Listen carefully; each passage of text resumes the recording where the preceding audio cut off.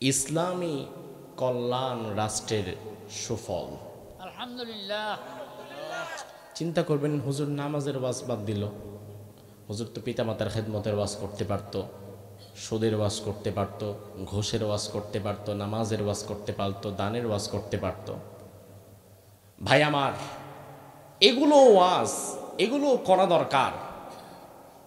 তবে বাংলাদেশে বর্তমান যেই পরিস্থিতি দাঁড়িয়েছে, এই মুহূর্তে বাংলাদেশের আনাচে কানাচে ঘরে ঘরে প্রত্যেকটি মানুষের কাছে ইসলামী রাষ্ট্র গঠনের পরিকল্পনা এবং ইসলামী রাষ্ট্রের সুফলসমূহ কি হতে পারে সেটা এই জাতির প্রতিটি মানুষের কাছে এখন পৌঁছে দেওয়া দরকার। কারণ এই জাতি, বাংলাদেশের বয়স তো আল্লাহ দিলে কম হয় নাই, 54টা বছর পার করছেন আপনারা। এই মাটিতে বাংলাদেশ লিখা 54টা বছর আমরা পার করেছি। 54 বছরে সমাজতন্ত্র, গণতন্ত্র, স্বৈরতন্ত্র, সব তন্ত্রমন্ত্রই তো আপনারা দেখলেন। দিন শেষে শান্তি তো কোথাও পেলেন না। এখন সময় এসেছে মূল শান্তির পথ কোনটা, সেই পথ খুঁজে বের করার।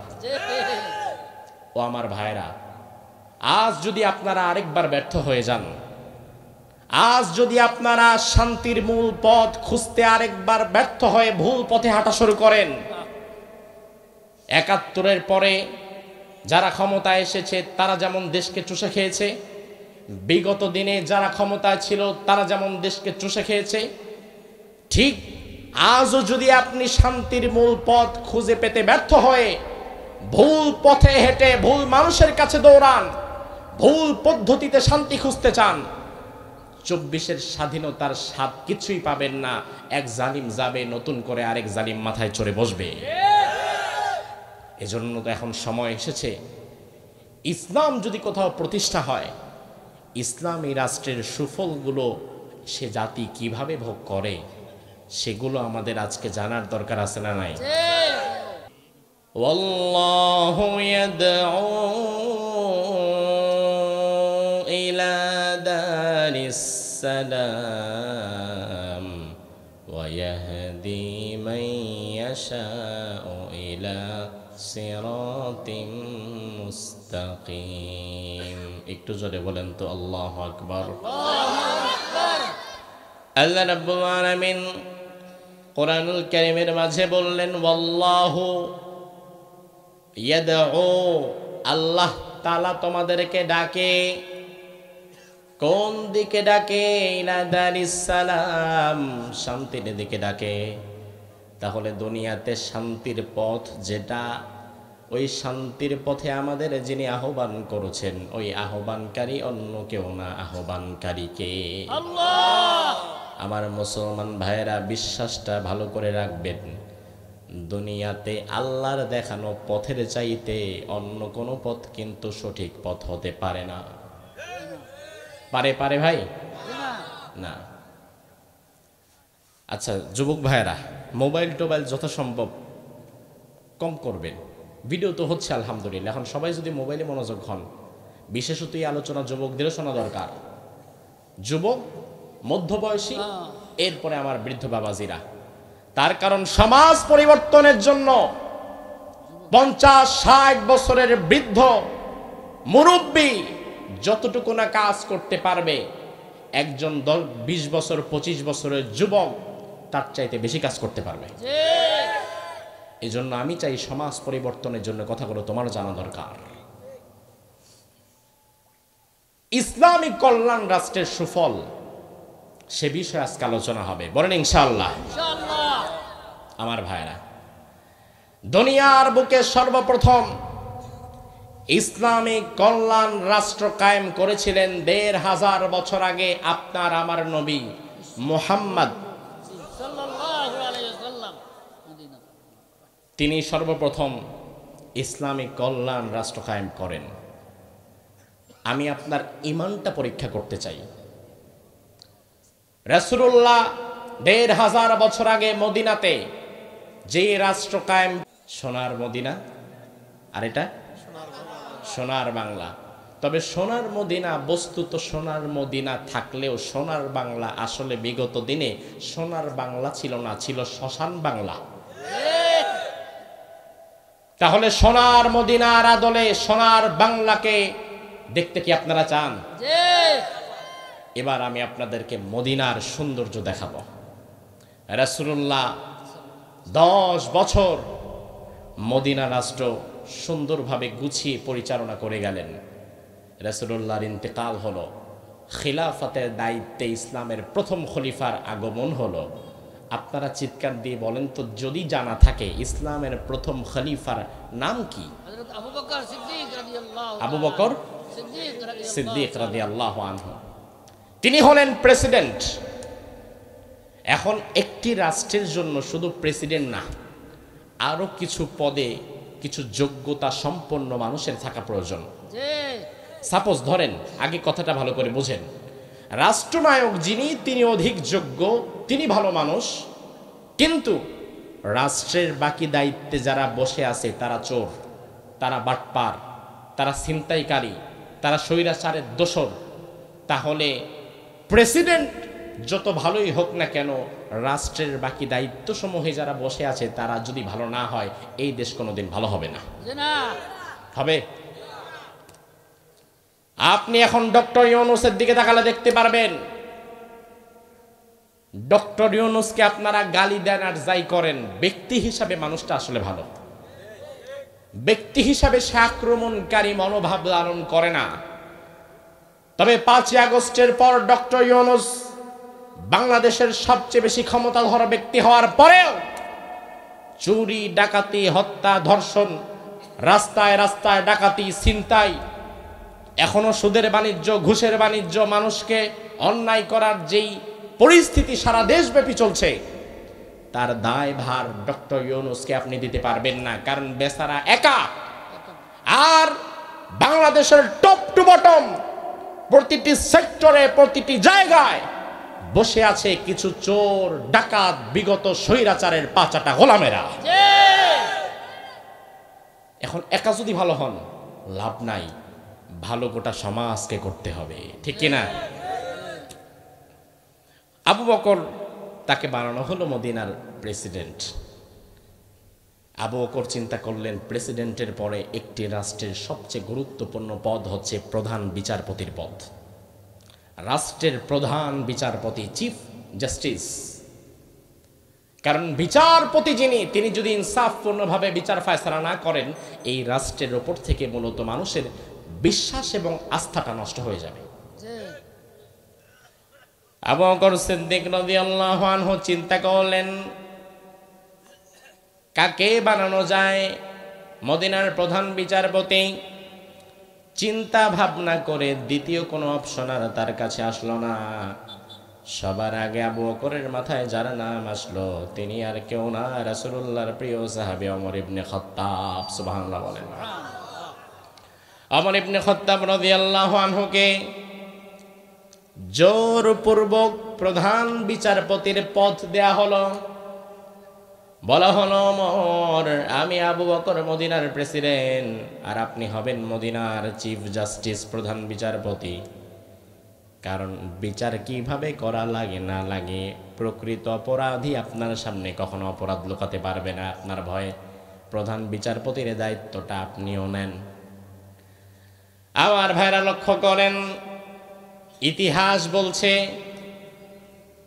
জালা আবু বকর ওমর কাদিয়ান ফি খিলাফতিহি ফামাকাসা আমান কামিলান ফালাম ইখতাসিম ইলাইহি ইসনান।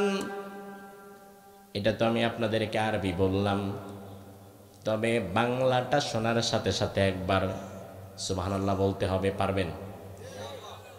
আরবিটা তো বুঝলেন না, এজন্য সুবহানাল্লাহ কইবেন না নাউজুবিল্লাহ কইবেন তা তো জানেন না, আগে বাংলাটা শুনতে হবে।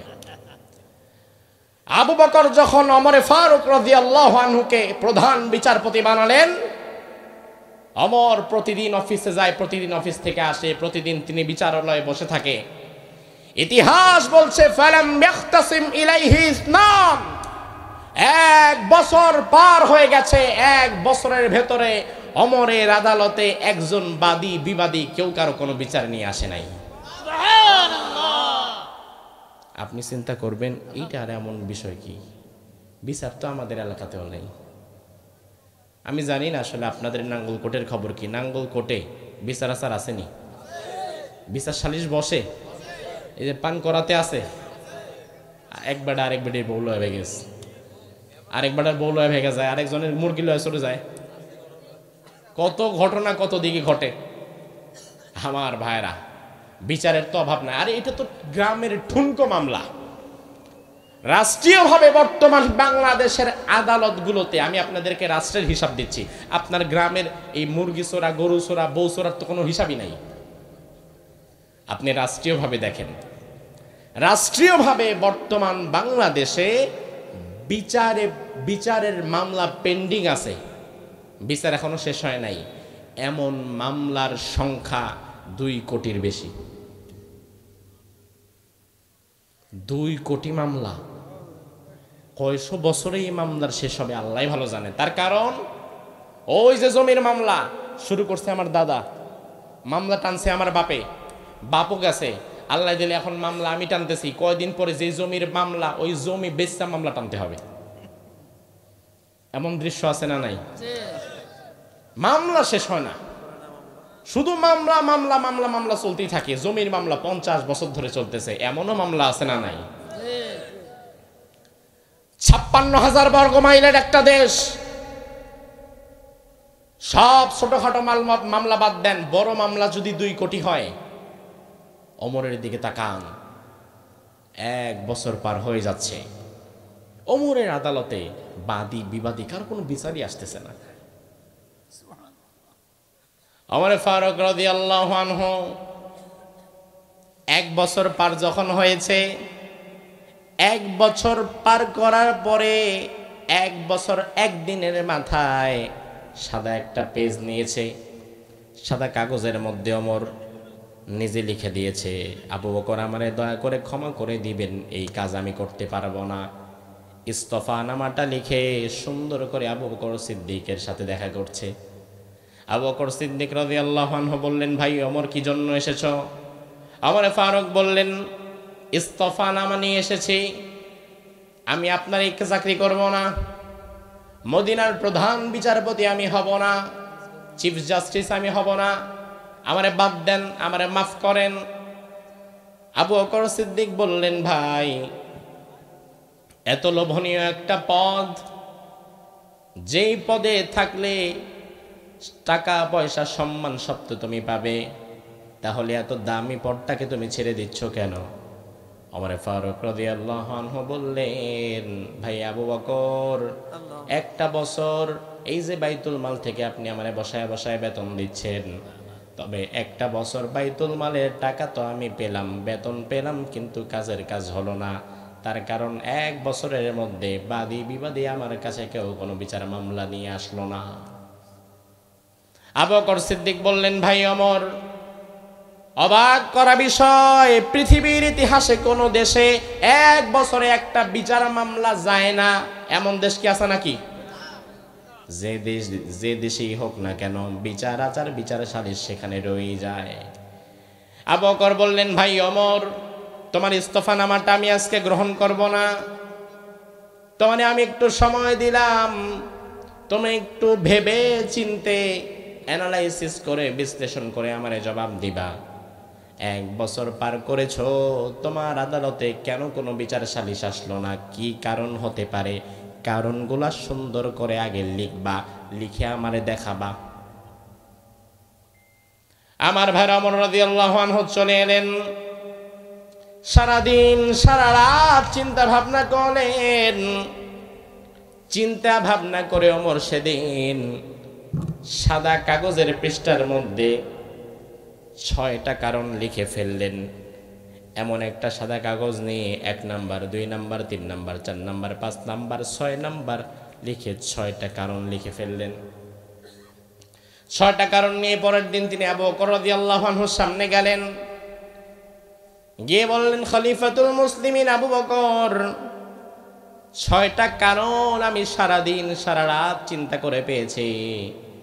এই 6টা কারণে আমাদের রাজ্যে এখন আর কোনো বিচার সালিশের প্রয়োজন নাই।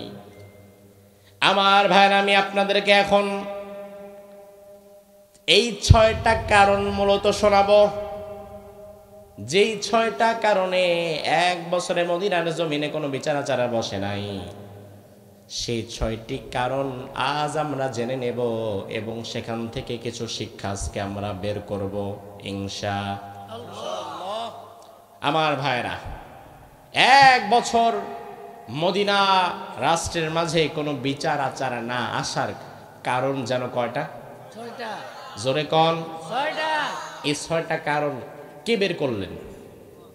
হ্যাঁ, কে? ওমর ফারুক রাদিয়াল্লাহু আনহু। আপনারা জেনে থাকবেন, না জানলে আমি জানিয়ে দিচ্ছি।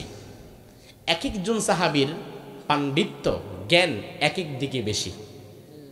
যেমন হাদিসের ক্ষেত্রে জ্ঞান বেশি যে সাহাবীর নাম কি? আবু হুরায়রা। তাফসীরের ক্ষেত্রে জ্ঞান বেশি জিনার, তিনি হচ্ছেন আব্দুল্লাহ ইবনে আব্বাস রাদিয়াল্লাহু আনহু। জিহাদের ক্ষেত্রে অধিক পাণ্ডিত্য ছিল আলী রাদিয়াল্লাহু আনহু এবং খালিদ বিন ওয়ালিদের। কোমলতায় আবু বকর। রাসূলের গোপন তথ্য ভান্ডার ছিল হুযায়ফা ইবনুল ইয়ামান। আর রাজনৈতিক বিচক্ষণতা, একটি দেশকে সুন্দরভাবে সাজিয়ে গুছিয়ে তোলা, পরিচালনার পদ্ধতি, এ সম্পর্কে সবচেয়ে বেশি পাণ্ডিত্য রাখতেন ওমর রাদিয়াল্লাহু আনহু। সুবহানাল্লাহ বলবেন না? তাহলে তিনি যেহেতু 6টা কারণ বের করেছেন, তার মানে বুঝতে হবে এই 6টা কারণ ফেলে দেওয়ার মতো না।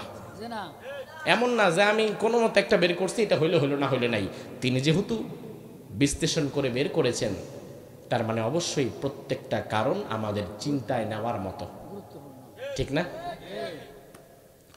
ওমর রাদিয়াল্লাহু আনহু বললেন, ভাই আবু বকর, 1 নাম্বার কারণ হচ্ছে দীনুহুমুন নাসিহা। রাসূলুল্লাহ এমন একটা সমাজ গড়ে দিয়েছেন, এই সমাজের মানুষ তারা একে অপরের কল্যাণকামী, পরস্পরকে সর্বাত্মক সহযোগিতা করে। আর যে জাতির লোকেরা একে অপরের কল্যাণকামী হয়, একে অপরের সবচেয়ে সহযোগী হয়ে ওঠে, ও জাতির মাঝে তো আর বিচার ফয়সালার দরকারই হয় না। আজ বাংলাদেশের মুসলমান কতটা কল্যাণকামী একে অপরের, বাহিরের সব বাদ দেন, 2 দিন আগে ইস্তেমার মারামারি দেখলেই বোঝা যায়। রাজনৈতিক দলগুলা মারামারি করে, মেনে নেওয়া যায়। আওয়ামী লীগ বিএনপি মারামারি করে, তাও মেনে নেওয়া যায়। অমুক তমুক মারামারি করে এলাকায়, মেনে নেওয়া যায়। ব্রাহ্মণবাড়িয়া আলাদা মাঝে মাঝে ক্যারাম বোর্ড খেলা নিয়ে মারামারি করে, তাও না হয় মেনে নেওয়া যায়। কিন্তু দাওয়াত ও তাবলীগের কথা বলে, দাওয়াত ও তাবলীগের কাজ করে এমন মানুষগুলো যদি ইস্তেমার ময়দানে লাঠি নিয়া, বাঁশ নিয়া, স্যান নিয়া, দাও নিয়া, বঠি নিয়া কোবাকুবি করে, আপনারা জবাব দেন মেনে নেওয়া যায়? 5 জন মানুষ মরে গেছে। কি পরিমাণ মারামারি তাহলে হয়েছে? এ থেকে জাতি মেসেজটা কি পেল? জাতি, মানুষ, সাধারণ মানুষ এটা জানে না যে আসলে কে আলেম আর কে জালেম। সাধারণ মানুষ দেখতেছে 2 পক্ষের মাথায় টুপি আছে, 2 পক্ষের শরীরে পাঞ্জাবি আছে, যে মানে যে মায়ের খায়, 2টাই দেখি হুজুরদের মতোই দেখা যায়। এখন টুপি আর দাড়ি রাখলে যে হুজুর হওয়া যায় না, এটা তো আর তারা জানে না। একজন মানুষ আগে খারাপ ছিল, সুদের সাথে জড়িত, ঘুষের সাথে জড়িত, 6 মাস তাবলীগে গেছে, দাড়ি রাখছে, লম্বা জামা পরায় দেন, মাথায় টুপি লাগায় দেন, তারে তো আল্লাহ দিলে আমার চেয়ে বড় হুজুর মনে হবে, কিন্তু আসলে তো হুজুর না। কিন্তু জাতি তো দেখে মনে করবে হুজুর। এই জন্য সাধারণ মানুষ মনে করবে, হায় আল্লাহ, হুজুর হুজুর যদি কামড়া কামড়ি করে আমরা যাব কোথায়? পরস্পরের কল্যাণকামী আপনাকে হতে হবে, যেটা বর্তমান বাংলাদেশের মানসিকতায় নাই। একে অপরের কল্যাণকামী হয় না। বাংলাদেশে যতগুলো রাজনৈতিক দল আছে, প্রতিটি রাজনৈতিক দলের উচিত পরস্পরের কল্যাণকামী হয়ে, সহযোগী হয়ে দেশটাকে সাজানো, গুছানো। বরং আমরা দেখি স্বাধীনতার এই 54 বছরে ক্ষমতায় যারা এসেছে, তারা পরস্পরের কল্যাণকামী সহযোগী হয়ে বাংলাদেশটাকে না গুছিয়ে বরং একজন আরেকজনের চাইতে পাল্লা দিয়ে রাক্ষসের মতো বাংলাদেশটাকে খায়া গেছে। এটা তিক্ত হলেও সত্য। ও যদি খায় 10 টাকা, আমি খাবো 20 টাকা। ও যদি খায় 20 টাকা, আমি খাবো 50 টাকা। আমার ভাইরা, দেশটা যে এখনো টিকে আছে, দেশটা যে এখনো বেঁচে আছে, আমি মনে করি এটা আল্লাহর রহমতের উপরে বেঁচে আছে। আমার ভাইরা দেখেন, মদিনার কল্যাণকামী মানুষগুলোর একটা ছোট্ট দৃষ্টান্ত দেই 1 মিনিটে, তাহলে বুঝবেন মানুষ কতটা কল্যাণকামী হয়ে উঠেছিল। মদিনার বাজারে একবার খেজুরের দোকানে এক বিদেশি নাগরিক, দূর দেশ থেকে তিনি মদিনায় সফর করতে এসেছেন। সফর করতে আসার পরে শুনতে পেলেন মদিনার বিখ্যাত খেজুর পাওয়া যাচ্ছে বাজারে। তিনি খেজুর কেনার জন্য বাজারে চলে গেলেন। বাজারে গিয়ে দেখলেন খেজুরের দোকান তো একটা না, সারিবদ্ধভাবে অনেক খেজুরের দোকান। তিনি ঘুরে ঘুরে ঘুরে ঘুরে একটা দোকানে দাঁড়ালেন। সব দোকানের খেজুরগুলো প্রায় কাছাকাছি পর্যায়ে, দামও এক, মানও এক। এবার ওই বিদেশি নাগরিক তিনি চিন্তা ভাবনা করে একটি দোকানে দাঁড়িয়ে 4-5 কেজি খেজুর তিনি বাছাই করলেন। বললেন, ভাই দাম কত? বলল, ভাই দাম হচ্ছে মাত্র 5 দিনার। 5টা দিনার দেন। এবার যখন তাকে 5 দিনারের বিনিময়ে খেজুরের বিক্রেতা যিনি ছিলেন, তিনি রাসূলুল্লাহর একজন সাহাবী, তিনি যখন খেজুরগুলো তাকে দিয়ে দিবেন, খেজুরগুলো দেওয়ার আগে হঠাৎ করে তিনি খেজুর বিক্রি বন্ধ করে দিলেন। তিনি এবার হঠাৎ করে যিনি ক্রেতা হিসাবে যিনি এসেছেন, বিদেশি একজন মুসাফির, তাকে বললেন, ভাই এই খেজুরি কি আপনার পছন্দ? বলে, হ্যাঁ এটাই আমার পছন্দ। দাম ঠিক আছে? বলে, হ্যাঁ দামও ঠিক আছে। এবার ওই খেজুর বিক্রেতা যিনি ছিলেন, দোকানদার, তিনি এবার ক্রেতা হিসাবে যিনি এসেছেন তাকে বলছেন, ভাই দাম যদি ঠিক থাকে, খেজুর যদি এটাই থাকে, তাইলে আমার থেকে নিয়েন না, আমার পাশের দোকানের ভাই থেকে একই দামে এই মানের খেজুর আপনি নিয়ে নেন। ওই লোকটা বলল, সমস্যা কি আপনার? আমি আপনার থেকে নিতে আসছি। তিনি বললেন, ভাই খেজুর আমারটা যেটা তারটাও সেটা, দাম আমিও যা রাখবো তা সেই রাখবে, তবে আমি চাচ্ছি আজকে খেজুরটা আপনি তার থেকে নেন। তার কারণ হচ্ছে আমার পরিবার 2জন মাত্র মানুষ, আমরা স্বামী স্ত্রী, বাচ্চা কাচ্চা নাই। আজ চলার মতো যে পরিমাণ ব্যবসা বাণিজ্য হওয়া দরকার, ওই পরিমাণ বেচা বিক্রি আমার হয়ে গেছে। তবে আমি লক্ষ্য করে দেখলাম আমার পাশের ভাই আজকে ভালো তেমন বেচা বিক্রি করতে পারে নাই। আমার ভাইয়ের কপালের মধ্যে আমি চিন্তার ভাঁজ দেখতে পেলাম। এজন্য আমি চাচ্ছি আপনি এই খেজুরটা আমার থেকে না নিয়ে আমার ভাইয়ের থেকে নেন, যেন তার পরিবারটাও চলতে পারে। আল্লাহু আকবার। দুনিয়ার কোন বাজারে এমন কল্যাণকামী ব্যবসায়ী বর্তমানে আপনি পাবেন? তবে আপনাদের পান করা বাজারে তো আল্লাহ দিলে পাবেন। না না, নাঙ্গল কোটে আছে তো, আছে আছে। ওরে বাবা, আছে না? বাজারের 2 পাশে যদি 2টা মুরগির দোকান থাকে, আপনি নিয়মিত এক মুরগি আলাদা থেকে মুরগি নেন।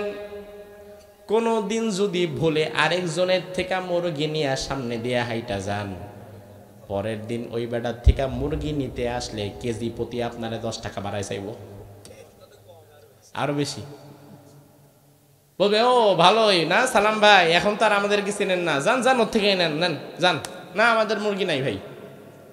অর্থাৎ আমরা বিন্দু মাত্র ছাড় আমরা কাউকে দিতে চাই না। অথচ ভাইরা আমার, মদিনার বাজারের দিকে তাকান, সুবহানাল্লাহ। এই ঘটনাটা পড়ে আমি যে কতবার ভেবেছি এরা মানুষ ছিল। আপনাদের দৃষ্টিকোণ থেকে তারা বোকা ছিল, আপনারা চালাক, কিন্তু আসলে আমি বলি আমরা হচ্ছে দুনিয়ার সবচেয়ে বড় বোকা, তারাই চালাক। আরে আমরা দুনিয়াকে শেষ করে দিয়েছি, দুনিয়ার কাছে আমার মাথা নত করে দিয়েছি, আর তারা দুনিয়াকে ভেঙে চুরমাচুর করে জান্নাতের পথে এগিয়ে গিয়েছে। সুবহানাল্লাহ।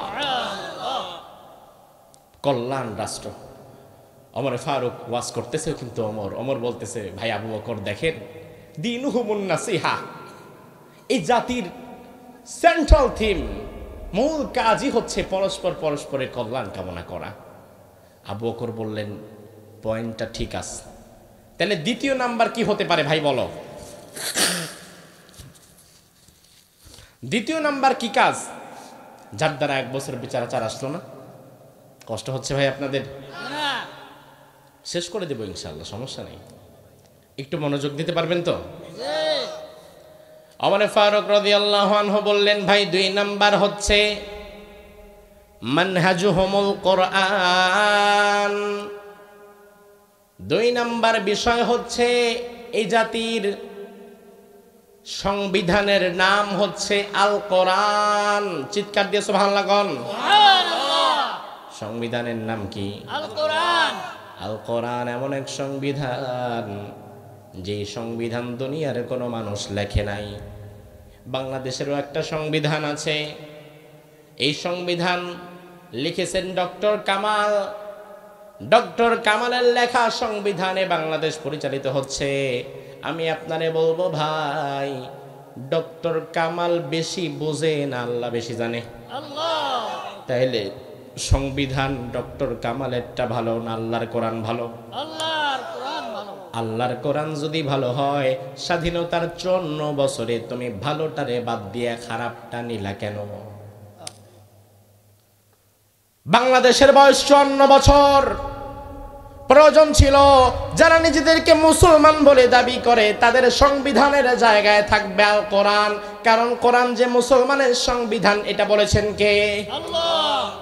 কোরআন দিয়ে আল্লাহ সমাজ পরিচালনার কথা বলেছেন, রাষ্ট্র পরিচালনার কথা বলেছেন, বিচার বিভাগ পরিচালনার কথা বলেছেন। 54 বছরের বাংলাদেশে কোরআন দিয়ে একটা বিচার কোন থানায় হয়েছে এমন কোন নজির আছে? তাইলে 54 বছরে মুসলমান কোরআন দিয়ে কোনো বিচার ফায়সালা করে নাই, তার মানে মুসলমান কোরআনকে সংবিধান হিসাবে মানেই নাই। কসম করে বলি ভাই, আল্লাহর দরবারে আপনাকে জবাব দিতে হবে। আপনি বলবেন হুজুর জবাব আপনারও দেয়া লাগবে, আপনিও তো দেশের নাগরিক, আপনিও তো মানেন নাই। আমি বলবো ভাই, আমি মানি নাই এ কথা ঠিক না, বরং কোরআনকে সংবিধান হিসাবে অবশ্যই আমি মানি, কিন্তু কোরআনকে বাংলাদেশের সংবিধান করার মতো ক্ষমতায় আমি যাই নাই, এজন্য আল্লাহ আমারে ধরবে না।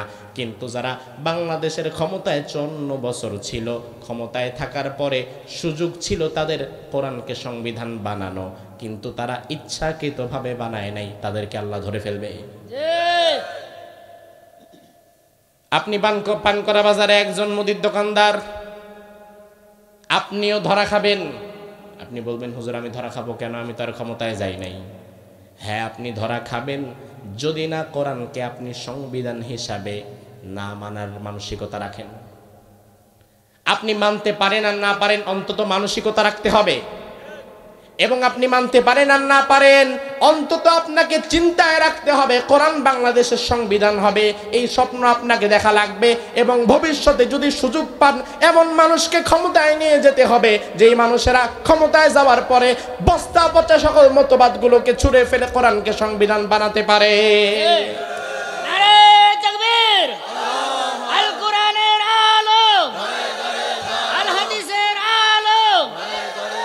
আমার ভাইরা লক্ষ্য করেন, 54 বছরে বাংলাদেশে যত দল ক্ষমতায় ছিল, এই দলের প্রধান যারা ছিল তারা হিন্দু, বৌদ্ধ, খ্রিস্টান না মুসলমান? জবাব দেন। তাহলে মুসলমান হওয়ার পরেও কোরআনকে তারা বাংলাদেশের সংবিধান বানায় নাই কেন? না বানানোর কারণ হচ্ছে তারা চিন্তা করেছে বাংলাদেশে কোরআন যদি সংবিধান হয়ে যায় তাহলে বিদেশের প্রত্যেকটা জায়গায় কোরআন চলবে, আর কোরআন যদি চলে সবার আগে আমরা 2 জন নারী আগে মাইনাস হয়ে যাব। পুরুষ নেতৃত্ব শেষ কবে দেখছে এই প্রজন্ম জানেও না। নারী নারী নারী নারী নেতৃত্ব সব দিকে। অথচ আল্লাহর হাবিব বলেছেন লা ইউফলিহা কওমুন ওয়াল্লাউ আমরাহুম ইমরাতান, ওই জাতির লোকেরা কোনোদিন সফল হতে পারবে না যে জাতির লোকেরা তাদের নেতৃত্বে একজন নারীকে বসায় রাখে। আপনি বিএনপি হন আর আওয়ামী লীগ হন, কথাটা সবার জন্য। কারণ রাসূলের উম্মত যদি দাবি করেন, হাদিসটা আপনাকে জানা লাগবে। খারাপ লাগতে পারে আপনার, তবে কথাটা তো রাসূলের। রাগ করলে রাসূলের উপরে করেন, আমার কি? আমি তো শুধু রাসূলের কথাটা আপনারে জানায় দিলাম। আমার ভাইরা, এখন কোরআনকে যদি সংবিধান বানাতে হয়, সবার আগে দুই নারী নেতৃত্ববাদ হয়ে যায়। সমস্যা তো এখানেই শেষ না, বরং সমস্যা তো আরো বাড়তেছে। প্রথম তো গেল দুইজন নারী, এরপরে বাকি যারা আছে এমপি মন্ত্রী, তারা তখন কালভার্টের টাকা খাবে কিভাবে, ব্রিজের টাকা খাবে কিভাবে, রাস্তার পয়সা খাবে কিভাবে, আপনাদের হক মাইরা বিদেশে বাড়ি করবে কিভাবে? কারণ কোরআন যদি সংবিধান হয়ে যায়, তাইলে কেউ যখন জনগণের পয়সা চুরি করবে, তার কি করতে হবে? কি কাটতে হবে? হাত কাটতে হবে। কারণ কোরআনে আল্লাহ বলেছেন, আস-সারিকু ওয়াস-সারিকাতু ফাকাতউ আইদিয়াহুমা জাযাআম বিমা কাসাবা নাকালাম মিনাল্লাহ। চোর মন্ত্রী হোক কিংবা মন্ত্রীর বউ হোক, এমপি হোক কিংবা এমপির বউ হোক, বিগত দিনে আমরা দেখছি বহু এমপি বহু মন্ত্রী নিজে তো চুরি করে করে নিজের বউয়ের অ্যাকাউন্টে আরো টাকা ঢোকায় রাখে। আছে না নাই?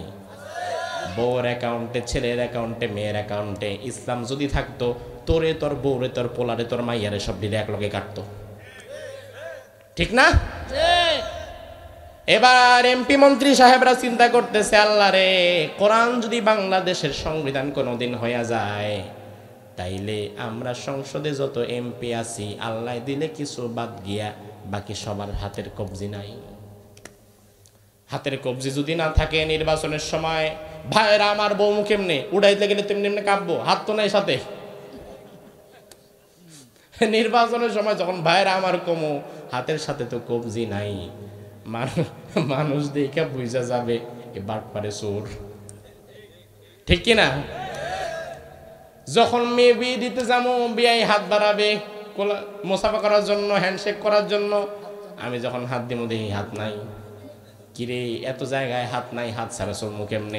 এই জন্য বিগত দিনে বাংলাদেশের ক্ষমতায় যারা ছিল, তাদের সুযোগ ছিল কোরআনকে বাংলাদেশের সংবিধান বানাতে, কিন্তু না বানানোই প্রমাণ করে তাদের মধ্যে চোরের মানসিকতা, ডাকাতের মানসিকতা ছিল।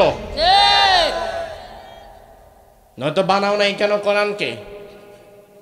ও ভাইরা আমার, ভালো করে বুঝবেন, আজকের এই আলোচনা এই গ্রামের মানুষের মধ্যে সীমাবদ্ধ নয়। মিডিয়ার মাধ্যমে এই আলোচনা শহরাঞ্চলের বড় ক্ষমতাবান, বিত্তবান, শিক্ষিত মানুষের কাছেও পৌঁছানো যেতে পারে এবং যাবেই, হবেই। আজকের এই মাহফিলের এই কথাগুলো ক্যামেরার মাধ্যমে ছড়িয়ে যাবে। আমি সে সকল শিক্ষিত বুদ্ধিজীবী ভাইদের বলবো, এই কথাটা যারা শুনবেন, আমার ওই শিক্ষিত বুদ্ধিজীবী ভাইয়েরা মূলত এই যে আপনাদেরকে আর আমাদেরকে বলে, আমরা নাকি কাঠমোল্লা, আমরা নাকি বুঝি না, ইসলামে আল কোরআন যেটা সংবিধান, এটা নাকি ১৫০০ বছর আগে, বর্তমানে নাকি কোরআনকে সংবিধান করলে রাষ্ট্র পরিচালনা করা যাবে না। তাদের কথা হচ্ছে কোরআন বর্তমানে চলে না, বর্তমানে যুগ আপডেট, প্রযুক্তি আপডেট, তাহলে ১৫০০ বছর আগের কোরআন চলে নাকি? আমি বলবো ভাই, যুগ আপডেট হয়েছে, তাতে কি হয়েছে? ১৫০০ বছর আগে নামাজ যেমন ছিল, বর্তমানে নামাজ কি অন্যরকম না একই রকম? জবাবটা সবাই দেন, একই রকম না অন্যরকম? ১৫০০ বছর আগে কোরআন তেলাওয়াত যেরকম ছিল, বর্তমানে একই রকম না অন্যরকম? ১৫০০ বছর আগে রোজা যেমন ছিল, বর্তমানে একই রকম না অন্যরকম? তাইলে ১৫০০ বছরে তোমার নামাজের পরিবর্তন যেমন হয় নাই, তোমার কোরআনের পরিবর্তন হয় নাই, বরং যেই কোরআন তোমার নামাজ চালাতে পারে, যেই কোরআন তোমার রোজা চালাতে পারে, ওই কোরআন একইভাবে তোমার সমাজও চালাতে পারে। শুধু একবার কোরআনটারে বসাও, একবার শুধু কোরআনটাকে মেনে দেখো, অনুসরণ করে দেখো। ব্যবসায়ী আরামে ব্যবসা করবে, চাকুরিজীবী আরামে চাকুরি করবে। ব্যবসায়ীকে চাঁদা দিতে হবে না, চাকুরিজীবীকে অধিক পয়সায় বাজার করতে হবে না। চাকুরিজীবীকে ২ দিন পরে পরে মালিকের কাছে মাইর খাওয়া লাগবে না, আন্দোলন করা লাগবে না। কোরআন যদি প্রতিষ্ঠা হয়ে যায়, ইনসাফের সুবাতাস বয়ে যাবে। সুবহানাল্লাহ। এবার আমার ভাইয়েরা, আমি আপনাদেরকে একটা জ্বলন্ত উদাহরণ দেব। এতক্ষণ তো কোরআন যদি সংবিধান হয় তাহলে কি সুফল পাবেন সেটা বললাম। এখন আমি আপনাদের কাছে আল্লাহর কিতাব আসমানি কিতাবের বিধান দিয়ে যখন কোনো রাষ্ট্র পরিচালনা হয়, ওই রাজ্যের মানুষের মানসিকতার পরিবর্তন কেমন হয় সেটা শোনাবো। সহিহ বুখারীর হাদিস, যদিও ঘটনা, তবে নিছক গল্প নয়, বানোয়াট কিচ্ছা কাহিনী নয়, হাদিস বলছি। আল্লাহর হাবিব একদিন সাহাবায়ে কেরাম রিদওয়ানুল্লাহি আলাইহিম আজমাইনকে ডেকে বললেন, সাহাবীরা, প্রাচীন কালে একটি ভূখণ্ড, একটি জনপদ, একটি দেশ আসমানি কিতাবের বিধান দ্বারা শাসিত হচ্ছিল। মনোযোগ দেন, আসমানি কিতাব বর্তমানে কোন কিতাব? আল কোরআন। সবাই বলেন আল কোরআন। কোরআনের আগে আসমানি কিতাব আর ছিল না? ছিল। রাসূলুল্লাহ বললেন, প্রাচীন জনপদের একটি জায়গা আসমানি কিতাবের বিধিমালা দিয়ে পরিচালিত হচ্ছিল। সেখানে হঠাৎ করে একবার একজন, তার কিছু জমি কেনা দরকার চাষবাস করার জন্য, আর আরেকজনের জমিটা বিক্রি করা দরকার কিছু অর্থকরীর জন্য, কেনা বেচা করা দরকার। বর্তমানেও জমির ব্যবসা আছে না নাই? আছে। কেউ কিনে, কেউ বিক্রি করে, আর আল্লাহর বান্দা কেউ দালালি করে, আছে না নাই? আছে। তো তখন তো আর এত ব্রোকারি দালালি সিস্টেম ছিল না, একজন কিনতো একজন বিক্রি করত, থার্ড পার্টি মাইট। এবার এক ব্যক্তি অপর ব্যক্তি থেকে এক খণ্ড জমি কিনলো। ধরেন এই জমিটা আমি আমার ভাইয়ের কাছ থেকে কিনলাম। কেনার পরে পরদিন সকালবেলা যিনি জমির নতুন মালিক তিনি জমিতে গেছেন। দেখি জমিতে আসছি, জমিটাকে কোবাই, কারণ ফসল আদি ফলানোর পূর্বে জমিটার আগে কি করা লাগে? না, আপনারা কি বলেন, এটা কি বলেন? ফসল ফলানোর আগে জমি কি করে? চাষাবাদ করে। ওই যে আগে মাটিটাকে আলগা করে রাখেন।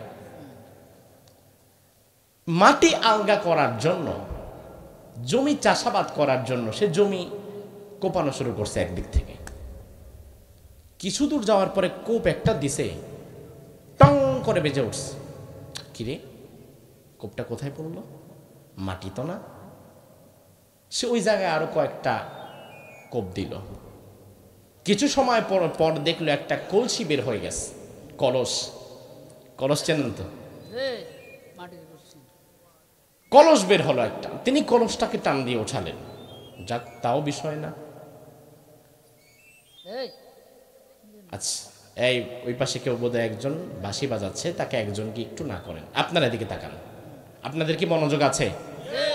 আমি কিন্তু ভাই চাও খাইলাম না, তার কারণ চা খাইতে গেলে আরো 1-2 মিনিট নষ্ট হবে। এটাও আমি চাচ্ছি না নষ্ট করতে, আমি আলোচনাটা কন্টিনিউ করতে চাচ্ছি, যদি আপনাদের মনোযোগ থাকে ইনশাআল্লাহ। ভাইরা আমার, তিনি কলস পেয়ে অবাক হয়ে গেলেন। কলস কি করে এখানে? কলসটা উঠালেন। কলস উঠিয়ে তিনি ভেতরে হাত ঢুকিয়ে দেখে ভেতরটা, পুরো কলসটা স্বর্ণ দিয়ে ঠাসা। তিনি এবার স্বর্ণের কলস পেয়ে, ধরেন এমন একটা কলস যদি আগামীকাল আপনি একটা নতুন জমি কিনছেন, ওই জমিতে আগামীকাল পাইলিং করবেন, বাড়ি করবেন, এমন সময় যদি আল্লাহ দিলে জমি খোঁড়ার সময় একটা কলস পান, ভিতরে যদি থাকে স্বর্ণে ঠাসা, আপনি কি করবেন? সবার আগে কলসটা নিয়ে আল্লাহ দিলে বাড়ি থেকে 1-2 রাকাত শুকরিয়া আদার নামাজ পড়তে হবে। আল্লাহ, তুমি আমার এত ভালোবাসো, আল্লাহ এতদিন পরে তুমি আমার দিকে তাকাইলা, কতদিন ধরে চাইতেছি তোমার কাছে কিছু। এই ব্যাংকের লোন টোন সব বাদ, 3 তালা করার কথা, এখন 10 তালা করবো, যত টাকা লাগে সব দিব, স্বর্ণের তো অভাব নাই। তিনি কলসটা পেয়ে দৌড়ে চলে গেলেন জমির পুরান মালিকের কাছে। জমির পুরান মালিকের কাছে পরের দিন সকালবেলা হাজির। ভাই ভাই ভাই, দরজা খোলেন ভাই। উনি বেরোজ, ভাই কি হয়েছে ভাই? জমিতে কোনো সমস্যা? সমস্যা মানে বিরাট সমস্যা। কি সমস্যা? তিনি বললেন, ভাই আপনার জমি সকালবেলা চাষাবাদ করতে যাওয়ার সময় আমি একটা কলস পেয়েছি। কলসটা আমি হয়তো আপনার পর্যন্ত আসতাম না, কিন্তু আমি যখন কলসের ভেতরে হাত ঢোকালাম, হাত ঢোকানোর পরে দেখি পুরা কলসটা স্বর্ণ দিয়ে ঠাসা। এবার তিনি বলছেন, ভাই শোনেন, ইন্নামাশতারাইতু মিনকাল আরদ ওয়া লাম আশতারি যাহাব, আমি শুধু আপনার থেকে জমি কিনেছি, মাটি কিনেছি, কিন্তু স্বর্ণ কিনি নাই। সুবহানাল্লাহ। মাটি আমার, জমি আমার, স্বর্ণের কলসটা আপনাকে দিয়ে। এবার ওই ভদ্রলোক বলছেন, ইন্নামা বিআতুকাল আরদ ওয়া মা ফিহা, আমি শুধু তোমার কাছে জমির মাটি বিক্রি করি নাই, বরং মাটিতে ওপরে নিচে যা আছে এখন সবই বিক্রি করে দিয়েছি। সুবহানাল্লাহ। আল্লাহু আকবার। আর আমাদের জমি আলারা, আল্লাহ দিলে জমি একটা কিনছিলাম মাদ্রাসার জন্য, জমিতে ছিল 2 পিস গাছ। জমি আলারে কইলাম গাছ 2টা নিয়ে না, পোলাপানের জন্য রেহাল বানামু, টেবিল বানামু। ওমা পরের দিন সকালে আইসা দেখি জমিতে আমি কোপ দেওয়ার আগে আল্লাহর বান্দা রাত্রে গাছ কেটে নিয়ে গেছে। চিন্তা করেন, কোরআন রে করে হেল 2টা গাছ দেয় নাই আমারে। আমি চিন্তা করি আল্লাহ রে, স্বর্ণ যদি আমরা পাইতাম তাহলে বাংলাদেশে এটা নিয়ে গৃহযুদ্ধ লাগতো, যুদ্ধ লেগে যেত। নতুন মালিক বলে ভাই আপনার স্বর্ণ আপনি নেন, পুরান মালিক বলে আলমারে মাফ করেন ভাই, আমি শুধু জমি না সব বিক্রি করে দিছি, এখন এটা আপনার। তিনি বলে, ধরেন তিনি নতুন মালিক, তিনি পুরান মালিক, তিনি কয় তোমার, তিনি কয় তোমার, ভাই তোমারটা তুমি নাও, ভাই তোমারটা তুমি নাও। 2 জন এবার ঝগড়া শুরু করে দিছে। জমি সেও স্বর্ণ রাখতে চাচ্ছে না, সেও রাখতে চাচ্ছে না, সে তারে দেয়, সে তারে দেয়। এবার 2 জন পরামর্শ করলো, এইভাবে ঝগড়াঝাটি করে লাভ নাই, একজন বিচারকের কাছে যেতে হবে, বিচারক আমাদের মাঝে ফয়সালা করে দেবে। এবার 2 জন মিলে বিচার নিয়ে আসলো একজনের কাছে। ধরেন বিচারটা আমার কাছে নিয়ে আসলো বা আপনার কাছে নিয়ে আসলো। এখন আমাদের আল্লাহ দিলে যে মানসিকতা, বিচার যখন আসবে 2 জন নিয়ে, পরের দিন হুজুরে খুঁজবে, হুজুর ফয়সালা করে দেন, স্বর্ণর কলসিটা আমিও নিতে চাই না, উনিও নিতে চায় না, উনি বলতেছে তার, উনি বলতেছে তার। 2 জন এবার আসছে আমার কাছে, হুজুর বিচার ফয়সালা এবার আপনি করে দেন। আমি বলবো যেহেতু স্বর্ণের কলসি আপনারও লাগবে না, আপনারও লাগবে না, আমারই দিয়ে দেন। কেউই যদি না নেয় সমস্যা কি, আমি নিলাম না হয়। আমার ভাইয়েরা, আমার দেশের বিচারক হলে এই কাজটাই করত, ঠিক না? বহু এমন নজির আছে, জায়গা জমির মামলা উঠার পরে এই জায়গা জমি বাদীর ভাগ্যেও জুটে না, বিবাদীর ভাগ্যেও জুটে না, এই জায়গা জমি চলে যায় এসিলেন্টের কাছে, বিচারকের কাছে, উকিলের কাছে, সে নিয়ে যায়। এমন নজিরও আছে না নাই? গত সপ্তাহে একজন এসিলেন্ট, তার সহকারী আমাকে ফোন দিল। এসিলেন্ট মানে বোঝেন, ভূমি অফিসে যেগুলা করে, প্রধান কর্মকর্তা না? ব্যাস আমারে ফোন দিয়ে বলল, হুজুর মাদ্রাসা করার জন্য গাজীপুরে আপনাকে 10 কাঠা জমি দেওয়া হবে। যদিও আমার একটা মাদ্রাসা আছে, আমি এই যে আপনারা মাহফিল থেকে যে হাদিয়া তোহফা দেন, নিজের জন্য তেমন কিছুই করি নাই, এখনও ভাড়া বাড়িতেই থাকি, তবে মাদ্রাসা করার জন্য 1 খণ্ড জমি কিনেছি, সেখানে মাদ্রাসা করেছি। আহা, এই এদিকে তাকান, আল্লাহ তাআলা তাদেরকে হেদায়েত দান করুন, বলি আমিন। মানুষ কোরআন শুনছে, তারা চিল্লাফাল্লা করছে। লক্ষ্য করেন, এদিকে তাকান ভাই, আপনারা এদিকে তাকান, আপনাদেরকে মনোযোগটা আছে তো। আমাকে বলল যে আপনাকে 10 কাঠা জমি দেওয়া হবে, আমারে বলতেছি। আমি বলতেছি কেন দিবেন? বলে মাদ্রাসা করবেন। আমি বললাম মাদ্রাসার জন্য ওয়াকফ করবেন? আরে আগে শোনেন না, আগে আলহামদুলিল্লাহ বলেন না, কারণ আলহামদুলিল্লাহ ভিতরে আবার নাউজুবিল্লাহ থাকতে পারে। আমারে বলতেছে 10 কাঠা জমি দিবে। আমি বললাম মাদ্রাসার নামে ওয়াকফ করবেন? বলে না, আপনার নামেই লিখিত আকারে দিয়ে দিব। আমি বললাম কে দিবেন? বলে তিনি বাংলাদেশের একজন এসিলেন্ট, বর্তমানে যে থানায় আছে, যে জায়গায় আছে, আমি এটা বললাম না। আমি বললাম কোথায় দিবেন? বলে গাজীপুরে। গাজীপুরে যে জায়গায় দিবে, জায়গার নামটাও বললাম না। গাজীপুরের মতো একটা জায়গায় আমাকে 10 কাঠা জমি দিবে, আমার নামে লিখে দিবে মাদ্রাসা করার জন্য। আমি বললাম আসলে বিষয়টা যদি এমন হয়, কেন তিনি এই জমি কোত্থেকে পেলেন? কারণ 10 কাঠা জমি, মোটামুটি জমির মূল্য আছে না নাই? আছে 10 কাঠা জমি তিনি আমাকে দিবেন। তার বাড়ি কই? বললো তার বাড়ি মাদারীপুর। আমি বললাম তার বাড়ি মাদারীপুর, জমি দিবে গাজীপুর। গাজীপুরে তার জমি কতটুকু আছে? বলেন গাজীপুরে তার 200 বিঘা জমি আছে। 200 বিঘা। আমি যখন দেখলাম গাজীপুরে তার 200 বিঘা জমি, অবাক হয়ে গেলাম। 200 বিঘা জমি একজনের গাজীপুরে থাকে, অথচ লোকটা এসিলেন্ট, এত টাকা এত জমি সে পাইল কিভাবে? তাহলে নিশ্চয়ই এখানে গরিবের হক মারা পয়সা এবং মানুষকে কষ্ট দিয়ে জমি আত্মসাৎ করা আছে, ঠিক কিনা?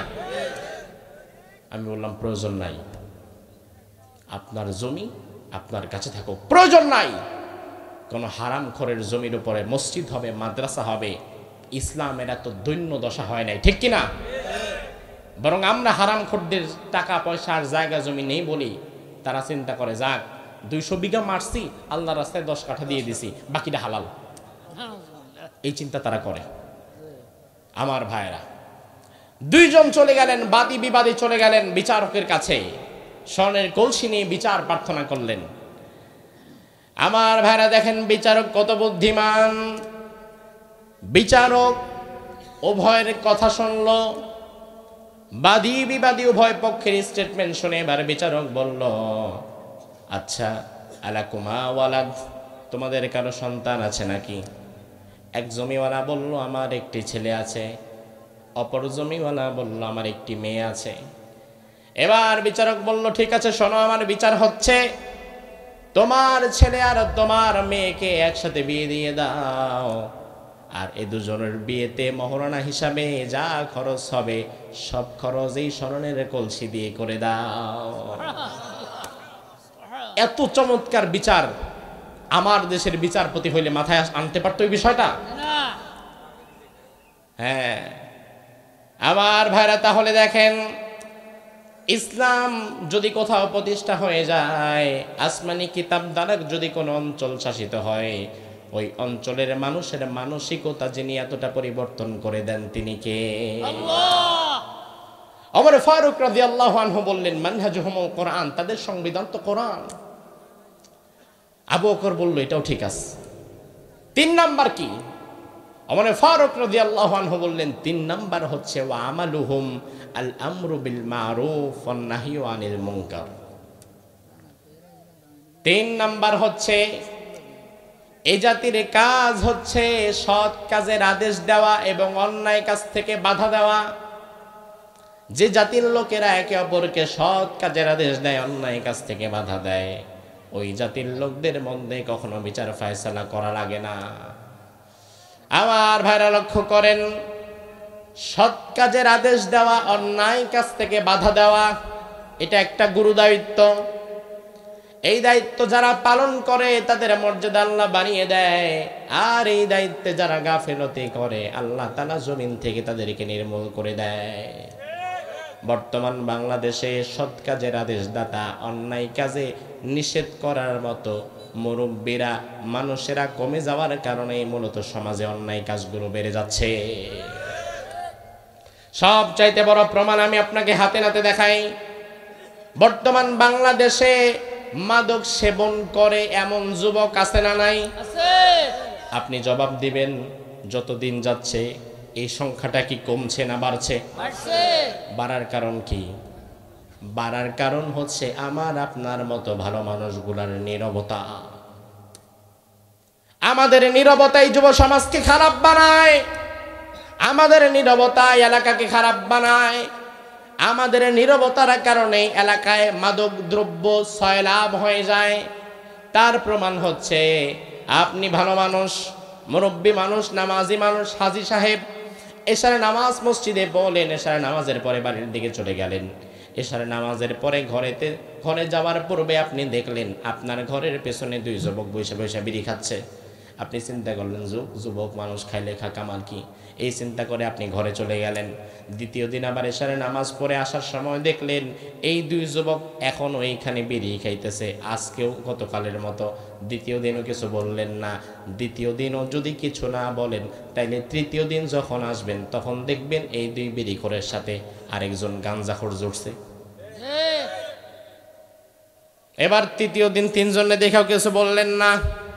এভাবে যদি 2-4-5 দিন যেতে পারে, তাহলে দেখা যাবে 2-4-5 দিন, এক সপ্তাহ যাওয়ার পরে আপনার ঘরের পেছনে নিয়মিত 8-10 জন গাঞ্জাখোরের আড্ডা জমে গেছে।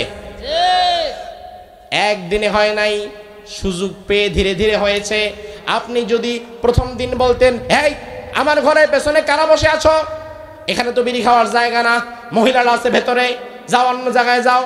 কারা তোমরা, কোন জায়গার, কোন গ্রামের, কোথায় পড়াশোনা করো, বাপের নাম কি, এইভাবে যদি আপনি জিজ্ঞাসাবাদ করতেন, এই দুইজন বিড়িখোর চিন্তা করতো, আরে বেটা মুরব্বিদেই খালি চিল্লায়, এই জায়গাটা নিরাপদ না। তখন তারা আপনার ঘরের পিছ থেকে ওইটা অন্য জায়গায় চলে যেত। কিন্তু আপনি তাদেরকে প্রথম দিন বাধা না দেওয়ার কারণে দ্বিতীয় দিনও দিতে পারেন নাই। দ্বিতীয় দিন তৃতীয় দিন বাধা না দিতে পারার কারণে এক সপ্তাহ পরে 8-10 জন গাঞ্জাখোর জুটে গেছে।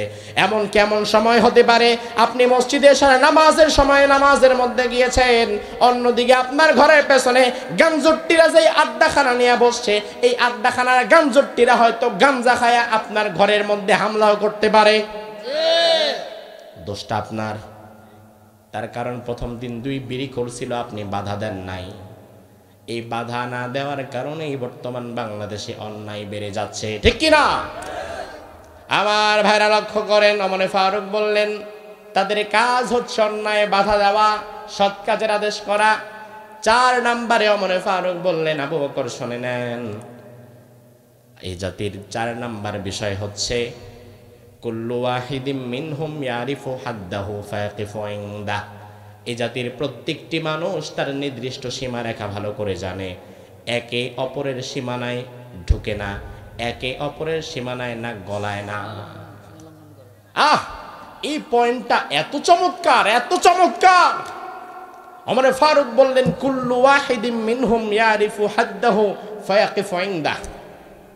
এই জাতির প্রত্যেকটি মানুষ তার সীমারেখা ভালো করে জানে, কোথায় চলতে হবে, কোথায় যেতে হবে, কোথায় থেমে যেতে হবে, তার ভালো করে জানা আছে।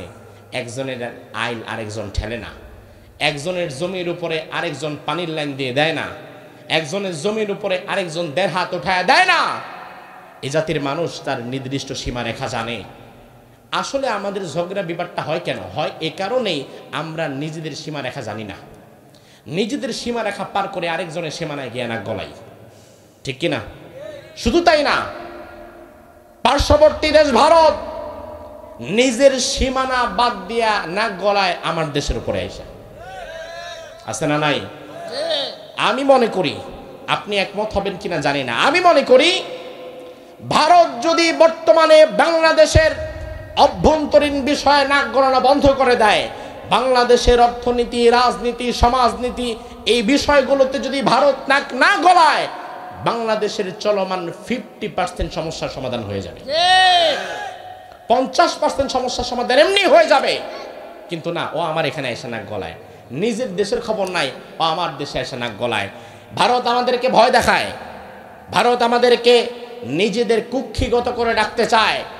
তবে আমার বিশ্বাস 5ই আগস্টের পর স্বৈরাচারের যেমন বিদায় হয়েছে, একইভাবে বাংলাদেশের আকাশ থেকে দিল্লির কালো অন্ধকারও বিদায় হয়ে গেছে। এজন্য এর মাথা খারাপ হয়ে গেছে।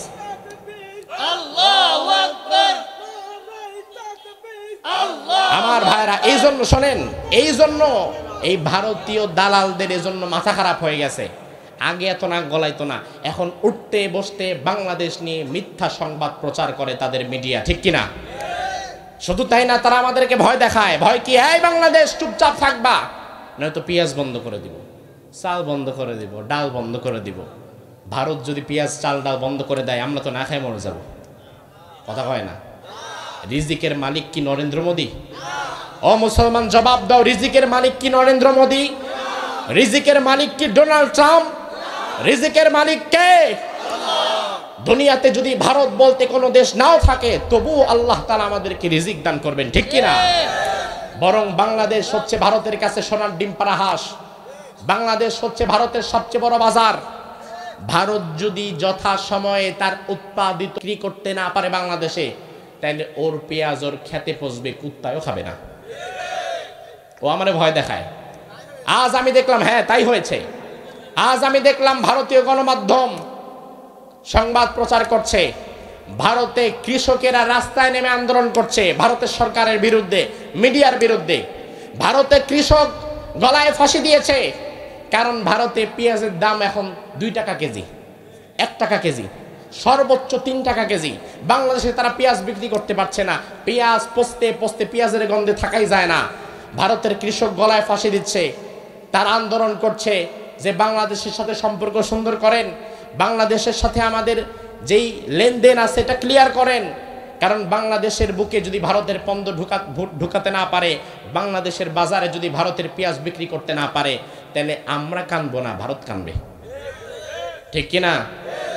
এটা আপনাকে বুঝতে হবে। এটা অনেক মানুষ বুঝে না, চিন্তা করে আল্লাহ রে, ভারতের বিরুদ্ধে কিছু বললে যদি না জানি আবার পেঁয়াজ সালডাও বন্ধ করে দেয়, এই ভয় পায়। এমন অনেক বেকুব মানুষ আছে না নাই? ভয় পান কেন? ও কি আমার পেঁয়াজ মাগনা দেয়? ফি সাবিলিল্লাহ আল্লাহ রাস্তায় ভিক্ষা দেয়, খয়রাত দেয়? আমি কিনে নেই। টাকা থাকলে আমি যার কাছ থেকে মন চাই তার কাছ থেকে কিনতে পারবো। ভারত থেকে না চাইলে আমি পাকিস্তান থেকে পেঁয়াজ কিনতে পারবো, ঠিক কিনা? আর সে আমার ভয় দেখায় যে আমি বন্ধ করে দেবো। দে তুই বন্ধ করে, সমস্যা কি আমার? এতদিন তো ছিল তোর রেখে যাওয়া এক পুতুল, যা বলেছিস তাই শুনেছে।